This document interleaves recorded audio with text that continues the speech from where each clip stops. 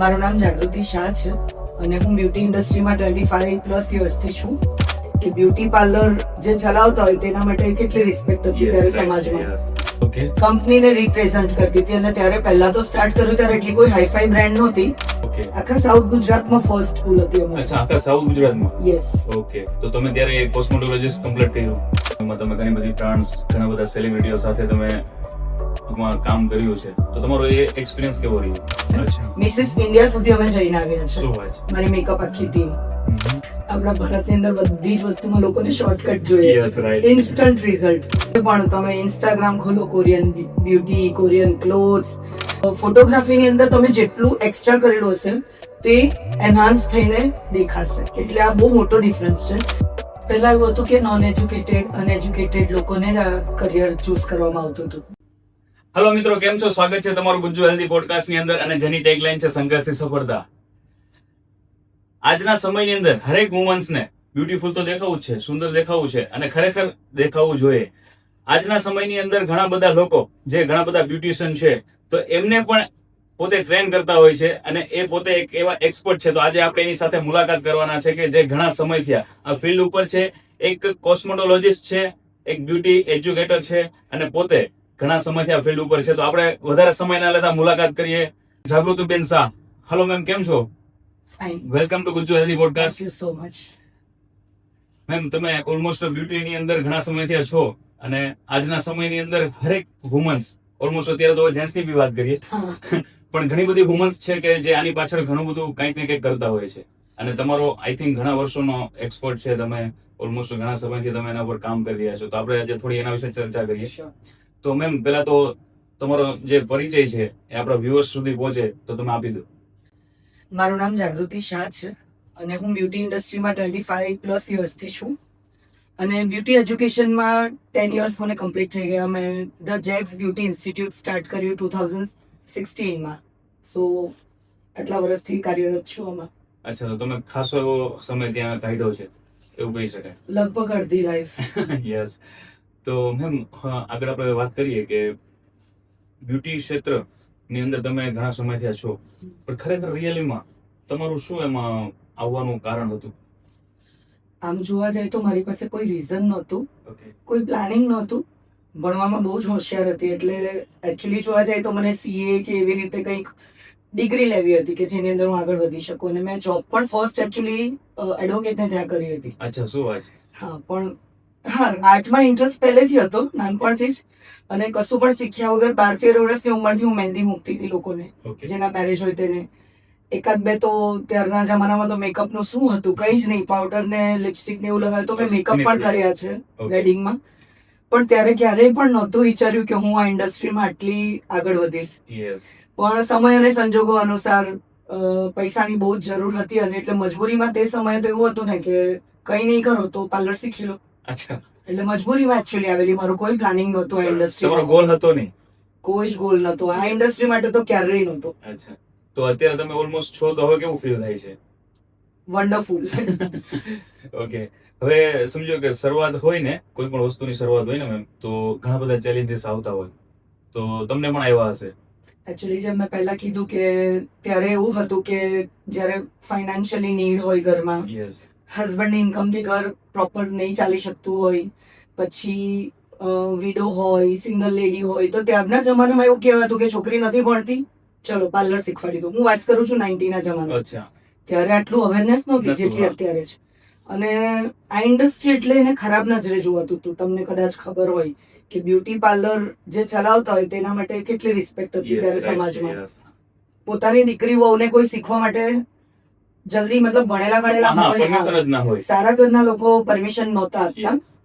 એટલે ચેલેન્જીસ તો બહુ જ આવી, કારણ કે પણ તે વખત આટલું અવેરનેસ નહોતી, એટલે ઇન્કમ પણ આવી નહોતી જનરેટ થતી. એટલે આવી ચેલેન્જીસની વચ્ચે શીખીને જ્યારે શરૂ કર્યું. પણ હું એકચ્યુઅલી મેં શરૂઆત પણ કરીને, પણ મેં કોસ્મેટિકમાં પહેલેથી પ્રોડક્ટની સાથે ડીલ કર્યું, એટલે મેં પાર્લર તો ચલાવ્યું જ નથી ક્યારેય. અચ્છા, ઓકે. યસ. તો તમે આઈ થિંક તમારા ઇન્સ્ટિટ્યૂટનું નામ તમે જે બોલ્યા છો, ધ જેક્સ યસ. ઇન્સ્ટિટ્યૂટ, તો ખરેખર એના પાછળનો તમારો મોટિવ શું હતો? ઘણા વર્ષથી જ્યારે હું કોસ્મેટિક ઇન્ડસ્ટ્રીમાં કામ કરતી હતી, મારું કામ હતું, તમને કદાચ બિલીવ નહીં થશે હું અત્યારે કહીશ તો, કે હું આટલી એકેડમી રન કરું છું, હું પ્રોડક્ટ વેચતી હતી અચ્છા, સલોનમાં જઈને નોક કરીને. Okay, only beauty product. Yes, okay, કંપનીને રિપ્રેઝન્ટ કરતી હતી. અને ત્યારે પહેલા તો સ્ટાર્ટ કર્યું ત્યારે એટલી કોઈ હાઈફાઈ બ્રાન્ડ નહોતી, લોકલ બ્રાન્ડથી શરૂ કરેલું. પણ પછી ધીરે ધીરે લોકોમાં ઓળખાણ બનતી ગઈ અને લોકોએ નામ મારું સજેસ્ટ કરવાનું શરૂ કર્યું સારી બ્રાન્ડને. અચ્છા, તમે આ છોકરીને લો, એ સારું શીખવાડે છે, પ્રોડક્ટ કેવી રીતે યુઝ યુઝ કરવી. કરાય. એટલે માર્કેટિંગ સારું થતું હતું. તો એમાં ને એમાં એવો ચાન્સ મળ્યો કે ઇન્ટરનેશનલ બ્રાન્ડમાં મેં જોબ સ્ટાર્ટ કરી. મારું ઇન્ટરવ્યુ એમાં સારું ગયું અને હું સિલેક્ટ થઈ અને મેં જોબ સ્ટાર્ટ કરી.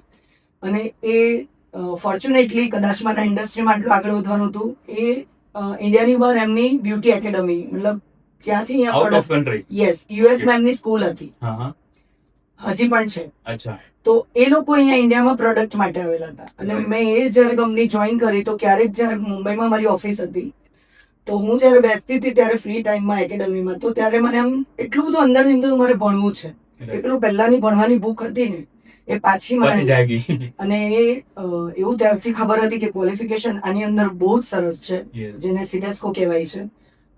મેં જેમ કીધું એમ કે કોસ્મેટોલોજી. યસ, તો એ મને અંદરથી જ આમ થતું હતું. ને એ જ્યારે શીખવાની ભૂખ લાગી ને તો એના પછી મને એમ થયું કે હવે જ્યારે મેં કરી લીધું જ ને તો લોકો સુધી પણ પહોંચાડું. સુરતમાં આવી કોઈ સ્કૂલ ત્યારે નહોતી જ્યારે મેં સ્ટાર્ટ કર્યું. ઓકે, આખા સાઉથ ગુજરાતમાં ફર્સ્ટ સ્કૂલ હતી અમારી. અચ્છા, આખા સાઉથ ગુજરાતમાં. યસ, ઓકે, તો તમે ત્યારે કોસ્મેટોલોજીસ્ટ કમ્પ્લીટ કર્યું. હા. ઓકે, તો મેમ તમે આ બ્રાન્ડ્સની વાત કરી છે, તો હું તમને એવું પૂછું કે અત્યાર સુધીના સમયમાં તમે ઘણી બધી બ્રાન્ડ્સ, ઘણા બધા સેલિબ્રિટીઓ સાથે તમે ટૂંકમાં કામ કર્યું છે, તો તમારો એ એક્સપિરિયન્સ કેવો રહ્યો?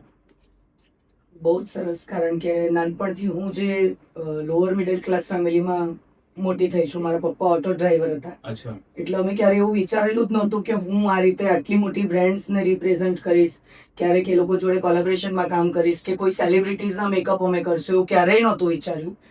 મેં Enrich salons private limited, as you all know, કે બહુ મોટી બ્રાન્ડ છે, એમની સાથે કોલેબોરેશનમાં એકેડમી પણ રન કરી છે. અને અત્યારે right now I am working for makeup okay, for Enrich સલોન્સ.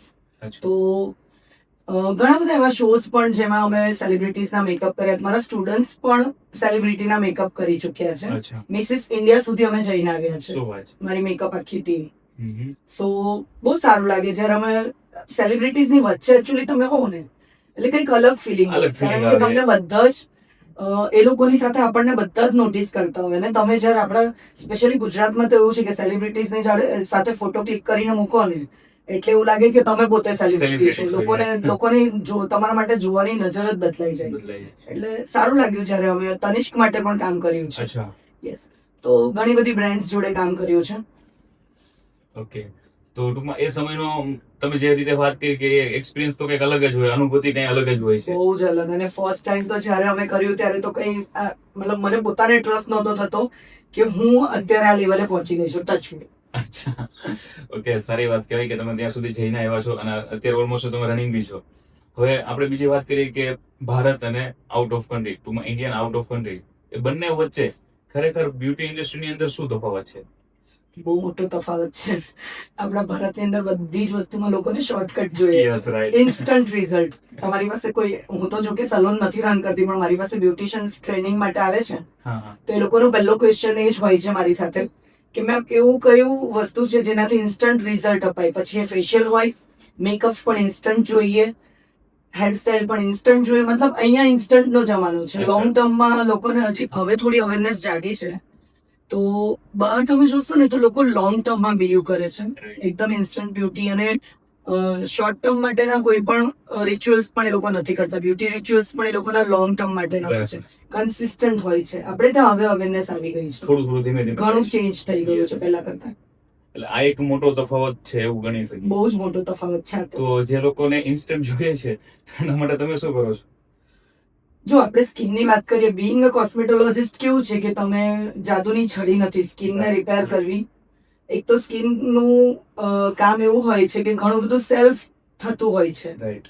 અને તમે જ્યારે જુઓ ને કે ઇન્સ્ટન્ટ રિઝલ્ટ લેવાના ચક્કરમાં ઘણી બધી વખત એવી પ્રોડક્ટ્સ, એવી ટેકનિક્સ યુઝ થઈ જતી હોય જેનાથી ડેમેજ બહુ લોંગ ટાઈમ સુધી સારી નહીં થઈ શકે એવી પણ થાય છે. સો હું એવું જ કહીશ કે ઇન્સ્ટન્ટ રિઝલ્ટના ચક્કરમાં તમે ડેમેજ નહીં કરો. બરાબર. જે ખરેખર વ્યવસ્થિત જે થાય છે જે ટ્રીટમેન્ટ જેટલો ટાઈમ લાગે છે એનો આપણે આપીએ તો સારા બેનિફિટ મળે. એક્ઝેક્ટલી. ઓકે, તો મેમ એક વાત પૂછું તમને કે જે કોરિયન બ્યુટી ટ્રેન્ડ છે તો ખરેખર એના વિશેની જે મિથ છે તો ખરેખર શું છે, તમે શું એના કહેવા માંગો છો?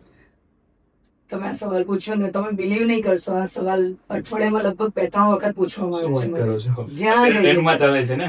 એક્ઝેક્ટલી. તમે જુઓ કશે પણ, તમે ઇન્સ્ટાગ્રામ ખોલો, Korean beauty, Korean clothes, Korean food, રેસ્ટોરન્ટમાં જાઓ તો કોરિયન ફૂડ અત્યારે ટ્રેન્ડમાં છે, કોરિયન આઈસ્ક્રીમ, બધું જ. અને હમણાં જ મેં રિસન્ટલી 2 દિવસ પહેલા કંઈક બ્લિંકિટ ની એડ જોઈ યુટ્યુબ પર, તો એમાં એક પર્સન બીજાને એવું પૂછે છે કે મને કોરિયન સ્નેક્સ તું પાર્સલ કરશે કોરિયાથી, તો એવું કહે છે કે હવે તમારા ઇન્ડિયામાં પણ બ્લિંકિટ પર મળે છે. તો જુઓ કેટલું ટ્રેન્ડમાં છે. હવે વાત કરીએ બ્યુટીની, કોરિયન બ્યુટી છે ને એકચ્યુઅલી મિથ, જો રિયાલિટી એવી છે કે કોરિયન બ્યુટીને ઇન્ડિયામાં માર્કેટિંગ માટે યુઝ થાય છે, પણ લોકોને હજી એટલી સમજ નથી પડતી.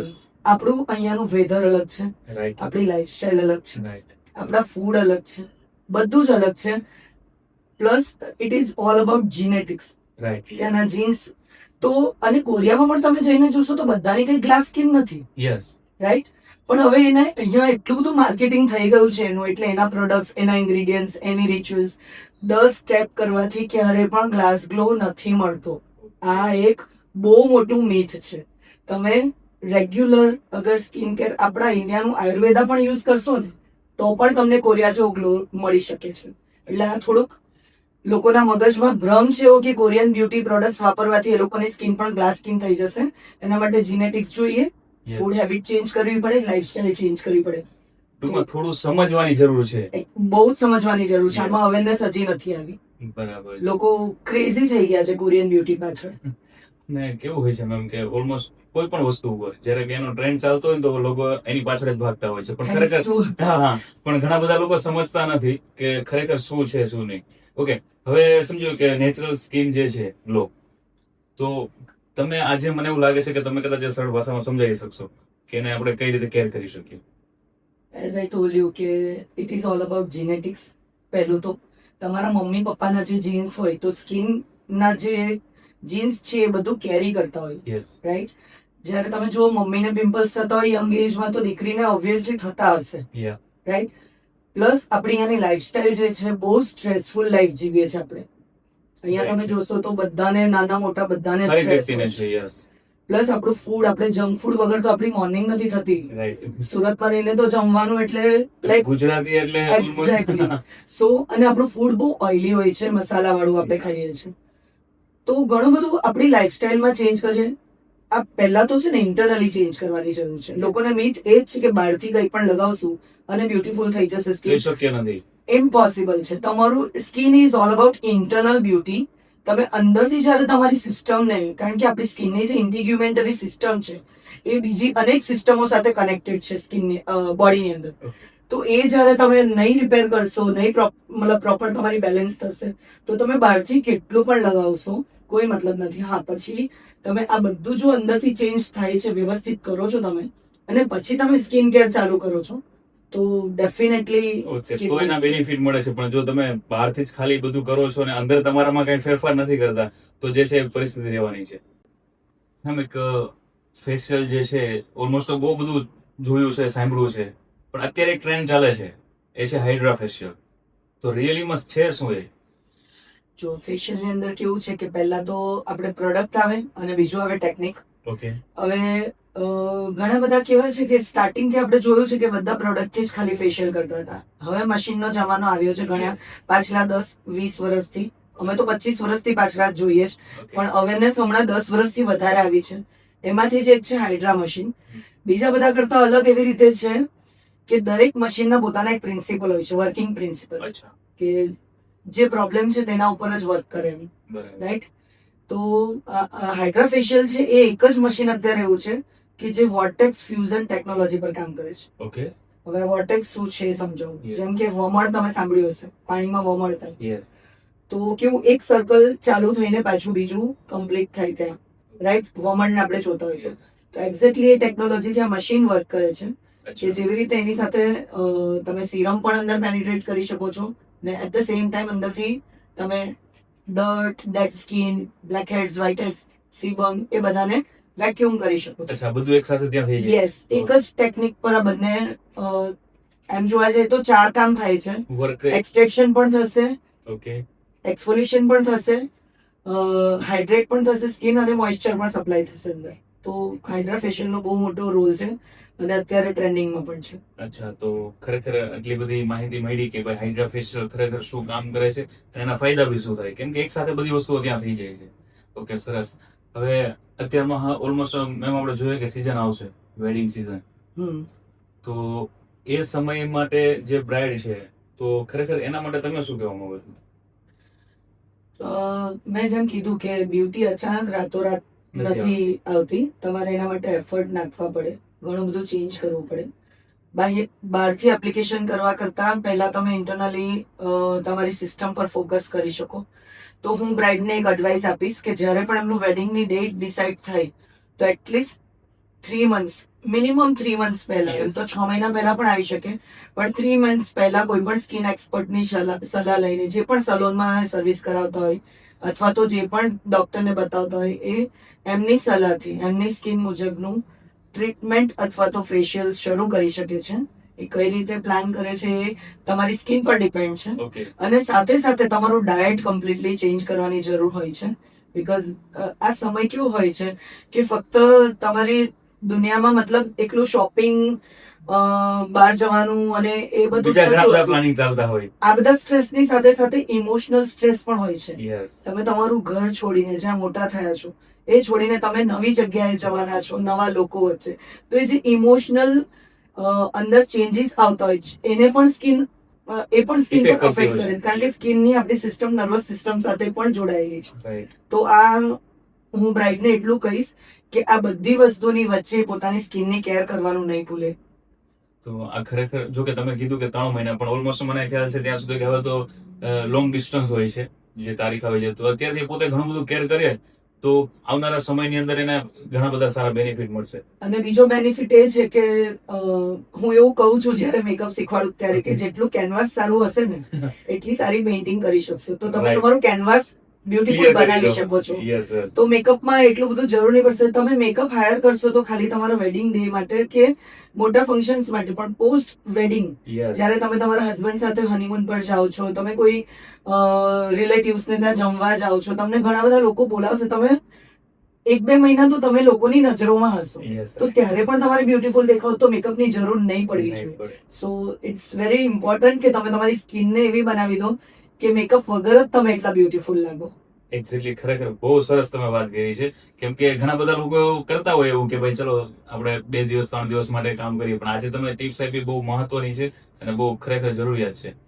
ચલો, વેડિંગ ની વાત કરી લીધી આપણે, પણ સડનલી હમણાં જ આઈ થિંક થોડા દિવસો જ છે ગરબા, નવરાત્રી, હા. અને એ ટ્રેન્ડ ની અંદર ખરેખર બહુ લોકો ટૂંકમાં મેલ છે, ફિમેલ છે, ઓલમોસ્ટ બધા. તો ખરેખર એ સમયની અંદર કેમ કે એક તો 2-3 કલાક તો રમવાનો હોય જ, અને એ સમયમાં વધારે. પોતાને, હા, એનો સમય ફિક્સ નથી હોતો, પણ એ સમયની અંદર જો લોકોને ખરેખર એનું જે પહેલેથી લાસ્ટ સુધી એનું જે બ્યુટી હોવું જોઈએ, તેના માટે તમે શું ટિપ્સ આપશો? સૌથી પહેલા તો પહેલા જેવું નવરાત્રી નથી. આપણે શેરી ગરબા રમતા હતા તો Yeah. કેવું હતું કે એટલું બધું ફોકસ, લાઇટ, સાઉન્ડ આટલું બધું નહોતું. હા, સિમ્પલ હોય બધું. હા, હવે એવું થયું છે કે તમે જ્યાં પરફોર્મ કરવાના છો ત્યાં બહુ બધી લાઇટ્સ, હીટ. તો પહેલા તો હું મેકઅપમાં એડવાઇસ કરીશ કે please sweat proof makeup apply કરો. અગર કરો છો ને બહુ મિનિમમ એપ્લિકેશન રાખો. જેટલા લેયરિંગ કરશો ને તો જ્યારે સ્વેટિંગ થશે એટલે તમે થોડું વિયર્ડ દેખાય. Right. ફેસ પરથી મેકઅપ રેલાય એટલે ગંદુ લાગે. સો હું એવું એડવાઇસ કરીશ કે મિનિમમ મેકઅપ લુક રાખો. અને સેકન્ડલી તમારે જ્યારે તમે ગરબા રમો છો એટલે તમે એનર્જી પુષ્કળ યુઝ કરો છો, તો પહેલા તો તમે હાઇડ્રેટેડ રહો. એના માટે તમે પાણી સાથે રાખો. બની શકે તો દિવસના તમે ફ્રૂટ જ્યુસીસ પણ લઈ શકો છો, એટલે આખો દિવસમાં તમે એનર્જી કલેક્ટ કરી શકો. શકીએ. સેકન્ડ, તમે તમારા જ્યારે મેકઅપ કરવા માટે જેટલું કેર કરો છો ને, જ્યારે તમે રાત્રે જાઓ છો ગમે એટલું લેટ થાય, મેકઅપ રિમૂવ કરવાનું ભૂલવાનું નથી, નહીં તો એ સ્કિન ડેમેજ કરશે. Yes. થર્ડ, તમે પગની ઉપર આખું પ્રેશર હોય છે, Right. તો તમારી ફૂટ કેર થવી બહુ જ જરૂરી છે. આ 3-4 મેઇન ટિપ્સ છે. બાકી તો લાંબુ લિસ્ટ છે નવરાત્રી માટે પણ. તો આપણે કદાચ બીજો એપિસોડ બનાવવો પડે. ડન. Yes. તો મેમ, તમે જે પેલી વાત કરી છે તો ખરેખર મેજોરિટી એ લોકોની પ્રોબ્લેમ હોય છે કે જે મેકઅપ રિમૂવ નથી કરતા ને સાંજે સુઈ જતા હોય છે. એ લોકોને પ્રોબ્લેમ થાય છે સ્કિનમાં પછી, એટલે જ. યસ. તો એના વિશે તમે થોડું શું કહેવા માંગશો કે ખરેખર શું કેર કરવી જોઈએ, ધ્યાન આપવું જોઈએ? મેકઅપ કેવું છે, તમે જ્યારે કરો છો ને તો ઘણી વખત તમારા જ્યારે તમે સ્કિન કેર રૂટીન બરાબર ફોલો નથી કરતા તો મેકઅપ અંદર તમારા પોર્સમાં બ્લોક થઈ જાય છે. રાઈટ. આપણા જે પોર્સ હોય છે સ્કિનના, યસ. તો એ બ્લોક થઈ જાય અને જો પ્રોપર ક્લીન ના કરવામાં આવે તો એ જ બ્લોકેજીસ તમારું સ્વેટિંગ ને બહાર આવતા રોકે છે, ઓઇલ પણ અંદર જમા થાય છે. તો એક આપણું જે બોડીનું સ્કિનનું જે સિસ્ટમ છે ને એ ઇમ્બેલેન્સ થાય છે. એના લીધે પછી નાના નાના પ્રોબ્લેમ ચાલુ થાય અને એને પણ જો કેર નહીં કરો તો પિમ્પલ્સ, એકને, પછી પોસ્ટ એકને માર્ક્સ, એટલે પ્રોબ્લેમનું લિસ્ટ લાંબુ થઈ જશે. યસ. મેકઅપ રિમૂવ કરવો તો આમ પણ જરૂરી છે ડેઈલી પણ, અને સ્પેશિયલી નવરાત્રીમાં તો કરવો જ જોઈએ, કારણ કે તમે રોજ કરશો 9 દિવસ. હવે તો નવરાત્રી 9 દિવસની પણ નથી રહી, હવે તો 10 દિવસ 12 દિવસ વધારે. 15 દિવસ સુધી પણ ચાલે 15 છે. દિવસ સુધી ચાલે છે. તો ઇટ્સ વેરી નેસેસરી કે જ્યારે તમે મેકઅપ કરો છો તો ક્લીન કરવું જોઈએ. ઓકે મેમ, તો હું તમને એવો પ્રશ્ન પૂછું કે ઓલમોસ્ટ જે ક્લાયન્ટ હોય બ્રાઇડ માં ફેશન અને એ મેકઅપ અને જે શૂટ ના મેકઅપ હોય, જેમાં ખરેખર શું ડિફરન્સ હોય છે? બહુ મોટો ડિફરન્સ હોય છે, કારણ કે જ્યારે બ્રાઇડ હોય ને ક્લાયન્ટ, તો એનો મેકઅપ થાય ને ત્યારે ફક્ત એને શૂટ નથી કરવામાં આવતું. તમે ફક્ત કેમેરામાં નથી જોતા, Okay. તમારી નજરે પણ લોકો તમે તમારા Live જોતા હોય છે. હા લાઈવ જોતા હોય Yes. છે. એટલે એ મેકઅપમાં લેયરિંગ નહીં સારું લાગે. ઓકે. તમે જો વધારે ઓવર એપ્લિકેશન થશે કોઈ પ્રોડક્ટ્સનું તો એનું રિઝલ્ટ એવું આવે કે અડધો 1 કલાકની અંદર જ બ્રાઇટની સ્કિન ખરાબ દેખાશે, Oh. એટલે મેકઅપ બગડી ડેમેજ થયેલો દેખાય તમને. Right. અને જ્યારે શૂટ માટે તમે મેકઅપ કરો છો તો એમાં લેયરિંગ વધારે થાય છે, વધારે અલ્ટ્રા એચડી લુક હોય છે. રીઝન કે ફોટોગ્રાફીની અંદર તમે જેટલું એક્સ્ટ્રા કરેલું હશે તે એનહાન્સ થઈને દેખાશે. એટલે આ બહુ મોટો ડિફરન્સ છે. પણ અત્યારે લોકોને એવું છે કે હેવી મેકઅપની મતલબ ઇન્ક્વાયરી અમને આવે તો ઘણા એમ કહે છે કે નેચરલ દેખાવું જોઈએ, અને ઘણા એવું પણ કહે છે કે અમને એકદમ હેવી જોઈએ. હવે હેવીના ચક્કરમાં એવું થાય છે કે કલાક 2 કલાકની અંદર એ લોકોના મેકઅપની અંદર લેયર્સ દેખાય, અને જે અમે નથી કરતા. બરાબર છે. તો ખરેખર આ એક જોઈએ તો એ ખોટી વસ્તુ પણ, ખરાબ વસ્તુ પણ કહી શકાય. યસ. ઓકે. હવે સમજ્યું કે તમે આ મેકઅપની તો બે વસ્તુની સમજાવી કે ખરેખર શું હોય. જે આપણા ભારતીય સંસ્કૃતિ પ્રમાણે જે જૂની બ્યુટી સિક્રેટ છે, તો ખરેખર એ અત્યારે પણ કામ કરે છે? હું તો એકચ્યુઅલી એવું કહીશ કે એ જ વધારે કામ કરે છે. અચ્છા, એ જ વધારે. લોકો ભલે પ્રોડક્ટની પાછળ અત્યારે ક્રેઝી થાય છે, પણ તમે જુઓ ત્યારના ઇન્ગ્રેડિયન્ટ્સ, Yes. આજની તારીખે એ ઇન્ગ્રેડિયન્ટ્સ તમે માનશો નહીં, પણ હું આજે પણ જ્યારે બ્રાઇડલ અગર અમે મેકઅપ બ્રાઇડલનું જ્યારે લઈએ છીએ Yes. તો એ લોકોને જ્યારે 6 મહિના પહેલા 3 મહિના પહેલા કેર માટે અમે જ્યારે બોલાવીએ કન્સલ્ટેશન માટે, તો હું એ લોકોને ઘરની જ વસ્તુઓથી આયુર્વેદા પ્રમાણે ઉપટન સજેસ્ટ કરું છું. એનું જે રિઝલ્ટ હોય છે એકદમ તમને તરત નહીં મળશે, પણ એને જો કન્સિસ્ટન્ટલી યુઝ કરો તો મિરેક્યુલસ રિઝલ્ટ મળી શકે છે. બરાબર છે. અને કોઈ હાર્મ નથી કરતું. પહેલી વાત તો એ જ. Yes. તમે કેમિકલ અપ્લાય કરશો તો હાર્મફુલ થાય. Yes, right. પોસિબલ છે કે તમારી સ્કિનમાં સેન્સિટિવિટી આવી જાય, ક્યાં તો તમને નહીં સૂટ કરે તો ડેમેજ પણ થઈ શકે છે. પણ આયુર્વેદા પ્રમાણે તમે જો તમારી સ્કિનના પ્રકારને જાણીને Yes. એનું પ્રોપર એનાલાઇઝ કરીને જો કોઈ વસ્તુ સજેસ્ટ કરો છો તો બેસ્ટ રિઝલ્ટ આવશે. તો લોંગ સમય પણ એનો બેનિફિટ રહેશે. યસ. પણ મેમ, તમે જે આ વાત કરી છે, તો ખરેખર લોકો આ બંને વસ્તુની જે ડિફરન્સ છે, જે આયુર્વેદને લઈને આપણે વાત કરીએ કે જે જૂની સિસ્ટમ પ્રમાણે, તો ખરેખર લોકો એના પર કામ કરે છે, બિલીવ કરે છે કે બસ ચાલે છે એવું? એકચ્યુઅલી કેવું છે કે અત્યારે આપણી હ્યુમન સાયકોલોજી એવી થઈ ગઈ છે કે બધી વસ્તુમાં ક્વિક જોઈએ છે લોકો રિઝલ્ટ. હા. એટલે ઘણા બધાનું બિલીફ સિસ્ટમ એવી થઈ ગઈ છે કે હું આ પ્રોડક્ટ લગાવું અને 1 મહિનામાં કે 20 દિવસમાં 15 દિવસમાં મને રિઝલ્ટ મળશે. પણ એવું પોસિબલ નથી હોતું, કારણ કે બધી વસ્તુના રીબાઉન્ડ્સ પણ થતા હોય છે. Yes, result right. Products chemical અમુક એવા હોય કે જ્યાં સુધી તમે અપ્લાય કરો છો, જેમ કે સ્ટીરોઇડ્સ હોય અગર પ્રોડક્ટમાં, તો જ્યાં સુધી અપ્લાય કરશો ત્યાં જ સુધી એનું રિઝલ્ટ ટકશે. Right. પછી તમે જેવું બંધ કરશો તો એ રિવર્સ રિઝલ્ટ આવશે, જેનાથી તમારી સ્કિન વધારે પહેલા કરતા પણ ખરાબ થઈ જશે. ખરાબ ડેમેજ વધારે ડેમેજ થશે. જ્યારે આપણી પહેલાની જે બધી જેમ કે ઘરની સામગ્રીઓમાંથી આપણે પહેલા પ્રોડક્ટ્સ યુઝ કરતા હતા, જે પણ મતલબ ઇન્ગ્રેડિયન્ટ્સ થી બનાવીને ઉપટન છે કે ફેસ પેક કે ફેસ ક્લીન કરવા માટે, તો એમાં એવું કોઈ પ્રોબ્લેમ આવવાની શક્યતા નથી કે તમારું રિવર્સ રિઝલ્ટ જાય. હા, રિઝલ્ટ મળવામાં વાર વાર લાગશે, લાગે છે. કન્સિસ્ટન્ટલી કરવું પડે. પણ thanks to Instagram, thanks to social media, કે લોકો હવે આયુર્વેદા તરફ, મેડિટેશન તરફ, આપણી સંસ્કૃતિ તરફ પાછા વળી રહ્યા છે. ઘણા બધા. જરૂરી બી છે. ઘણા બધા. યસ. સારી વાત કહેવાય કે ભાઈ લોકોને હવે થોડી Yes, સમજ આવે છે. લોકોને સમજ હા, પડતી થઈ અને છે. અત્યારનો જે ટ્રેન્ડ ચાલે છે કે સોશિયલ મીડિયા ઘણું બધું સારું પણ આપે છે અને ખરાબ પણ આપે છે. તો દરેક વસ્તુની અંદર સારી સારું સાઈડ અને plus ખરાબ minus સાઈડ હોય બંને છે. જ હશે. એ Yes, આપણી yes. ઉપર છે કે સારું કઈ શું રીતે. લેવું છે? Yes, right. ઓકે, તો તમે ઘણી બધી સરસ માહિતી આપી છે કે ખરેખર શું હોય છે. તો લાસ્ટ ક્વેશ્ચન મારો એવો છે તમને કે અત્યારના જનરેશન એમાં જે યુવતીઓ છે, જે લેડીઝ છે, ગર્લ્સ છે, તો એમને ખરેખર બ્યુટીની અંદર કારકિર્દી બનાવી છે, તો તમે એના વિશે શું કહેવા માંગો છો? પહેલા એવું હતું કે નોન એજ્યુકેટેડ અનએજ્યુકેટેડ લોકોને જ આ કરિયર ચૂઝ કરવામાં આવતું હતું કે છોકરી ભણતી નથી તો ચાલો આ કરાવી દઈએ. પણ હવે સમય બદલાયો છે. અત્યારે મારી પાસે એકદમ ભણેલી ગણેલી માસ્ટર્સની ડિગ્રી કરેલી છોકરીઓ પણ શીખવા માટે ઇન્ક્વાયરી માટે આવે છે અને they are doing very good. અગર કરિયરમાં આગળ વધે છે તો ખાલી એક જ મારે મેસેજ દરેક છોકરીઓને પણ આપવો છે અને એમના ફેમિલીને પણ આપવો છે. જે છોકરીઓ આ ઇન્ડસ્ટ્રી હોય કે કોઈ પણ ઇન્ડસ્ટ્રીમાં જ્યારે કારકિર્દી બનાવવાની શરૂ કરે અને એક લેવલ પર આવીને સક્સેસફુલી કામ કરવાનું સ્ટાર્ટ કરે તો ક્યારે પણ ફેમિલી અને કામની વચ્ચે બેલેન્સ કરવાનું નહીં છોડવું જોઈએ. કારણ કે તમને કરિયરમાં આગળ વધતા અટકાવશે. તમારું ફેમિલી સપોર્ટ હશે તો જ તમે આગળ વધી શકશો. અને એટ ધ સેમ ટાઈમ મારે ફેમિલીને પણ એક મેસેજ આપવો છે કે જ્યારે તમારી દીકરી, વહુ, બેન કોઈ પણ ઘરની બહાર કામ કરવા જાય છે, વાઇફ, તો એને મોરલ સપોર્ટ કરવો બહુ જરૂરી હોય છે. કારણ કે પહેલાના જમાનામાં આપણી મમ્મીઓને કે દાદીઓને જોયા છે, એ લોકોની જવાબદારી ફક્ત 2 ટાઈમ રસોઈ કરીને જમાડવાની અને ઘરની જે અમુક જરૂરિયાતો કામની હતી તે જ હતી. હવેની લેડીઝનો સમય બદલાયો છે. હોમ મેકર તો છે જ. ઘણા બધા ફેમિલીને હું જોઉં છું, મારે ત્યાં દીકરીઓ આવે છે બધી શીખવા તો કે એ લોકો ઘરનું જવાબદારીઓ પણ ઉપાડે છે, ઇનલોઝની કેર પણ કરે છે અને સાથે કરિયરમાં પણ આટલું પોતાનો ટાઈમ આપીને આગળ વધે છે. પણ ઘણી વખત અફસોસ થાય છે કે ફેમિલીનો સપોર્ટ નથી હોતો અને એ લોકોના કામને રિસ્પેક્ટ નથી કરવામાં આવતી ને એટલે ઘણી બધી છોકરીઓ આગળ નથી વધી શકતી.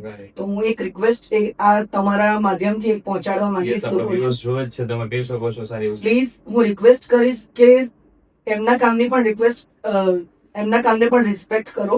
બીકોઝ હવે એવું થઈ ગયું છે ફાઇનાન્શિયલી પણ કોન્ટ્રીબ્યુટ કરતી થઈ ગઈ છે લેડીઝ, તો એના કામને પણ રિસ્પેક્ટ કરો. જરૂરી છે. અને તમને શું કહેવા માંગો છો કે આવનારો સમય છે ખરેખર આ કારકિર્દી ઉપર બહુ બેસ્ટ રહેવાનો છે? બહુ જ. કારણ કે જે રીતે પહેલા ફક્ત લેડીઝ હતી, તમે જેમ કીધું એમ કે ફિમેલ પહેલા આટલું બધું પોતાની સ્કિન માટે, પોતાના દેખાવ માટે, બ્યુટી માટે આટલા બધા કોન્શિયસ હતા. પણ હવે તો હું મેલને જોઉં છું કે કદાચ એ લોકો કરતા વધારે પણ મેલ બ્યુટી પ્રોડક્ટ્સ નું પણ ચલણ છે.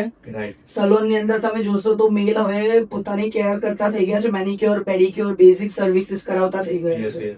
તો હવેનો ટાઈમ તો એવો આવશે કે 14-15 વર્ષથી લઈને 60-70 વર્ષના લોકો સુધી બધા જ બ્યુટીની પાછળ પોતાનો ટાઈમ, પૈસા ખર્ચશે. ઓકે, ટૂંકમાં આપણે કહી શકીએ આવનારો સમય છે ખરેખર બહુ બ્યુટી માટે બહુ બેસ્ટ છે. ઓકે, તો thank you so much ma'am, તમે ઘણી બધી રસપ્રદ માહિતી આપી.